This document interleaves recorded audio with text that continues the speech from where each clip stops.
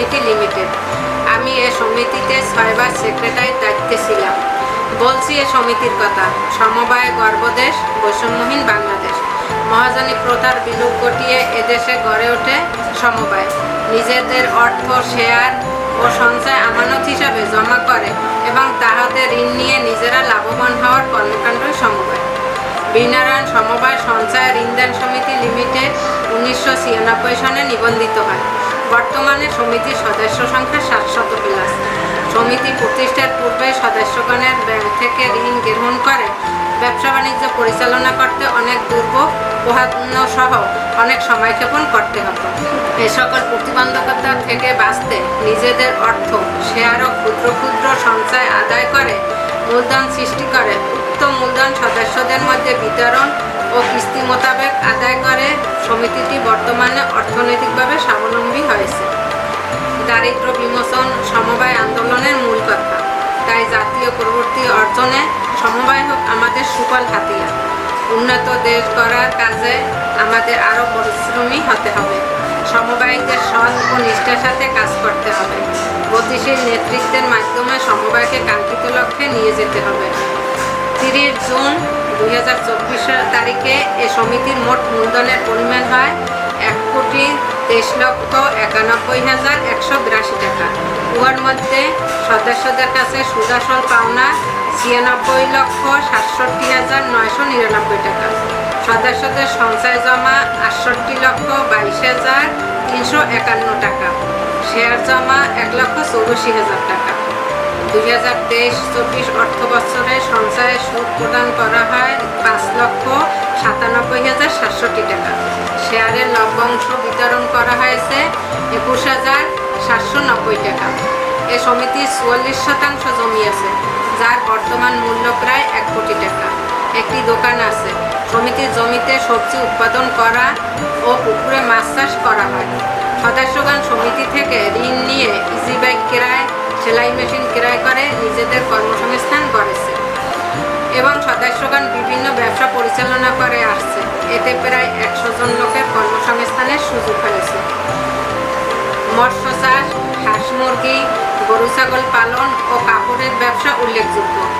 এই কাপড়ের ব্যবসা প্রত্যক্ষভাবে 30 জন লোকের কর্মসংস্থান হয়েছে এবং পরোক্ষভাবে বহু লোকের কর্মসংস্থান সুযোগ হয়েছে।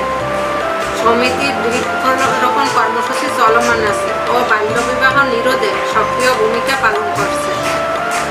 বিগত 29 বছর যাবৎ এ সমিতি সুনামের সাথে পরিচালিত হয়ে আসছে। এজন্য মহান সৃষ্টিকর্তার কাছে কৃতজ্ঞতা জ্ঞাপন করছি। ধন্যবাদ।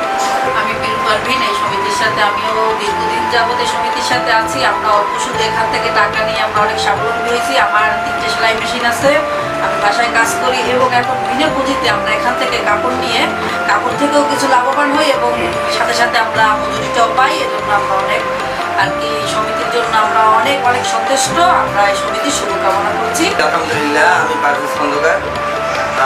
আমার একটা সময় আমি এই সমিতির সাথে দীর্ঘদিন যাবৎ সম্পৃক্ত। একটা সময় আমার পুঁজি ছিল না, আমার দোকান ছিল, পুঁজি ছিল না। তো এই সমিতির মাধ্যমে আমি স্বল্প মুনাফায় ইনভেস্ট করে আমি এখন আলহামদুলিল্লাহ সচ্ছল। এবং আমাদের এই সমিতির যে নতুন স্কিমটা, এই যে কাপড়ের, এটা দিয়ে আমি অলরেডি কিছু কাপড় চোপড় নিয়ে আমি যথেষ্ট বেনিফিটেড এবং আলহামদুলিল্লাহ আমি এর শুভকামনা করি এবং উত্তর এই সমিতি যাতে চলমান থাকে এবং আমাদের বেকার যারা আছে, আমাদের ভাই ব্রাদার, তারাও যেন সামনে এগিয়ে যেতে পারে এই প্রত্যাশায় আলহামদুলিল্লাহ এই সমিতির দীর্ঘায়ু এবং শুভকামনা রইল। ধন্যবাদ।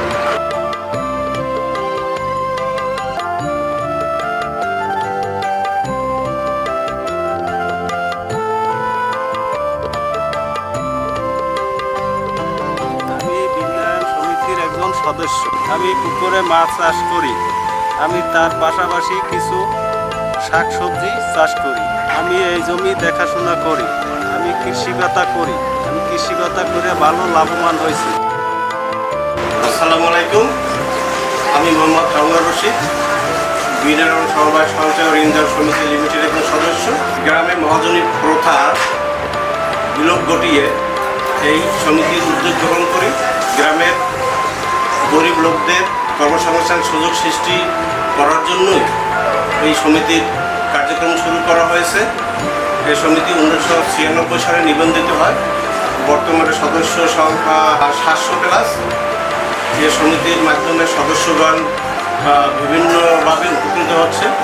যেমন স্বল্প সুদে টাকা নিয়ে তারা হাঁস মুরগি পালন, গবাদি পশু পালন, মাছ চাষ প্রকল্প তারা করছে।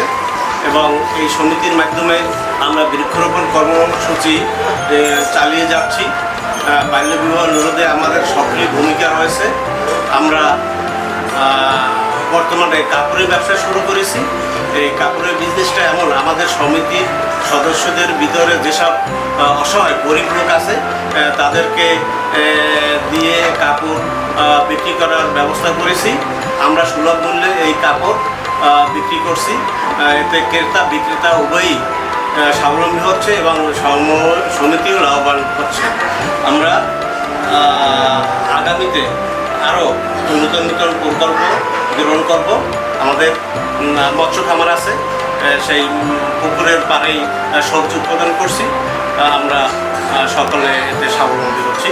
আমি সকলের দীর্ঘ কামনা করছি। ধন্যবাদ।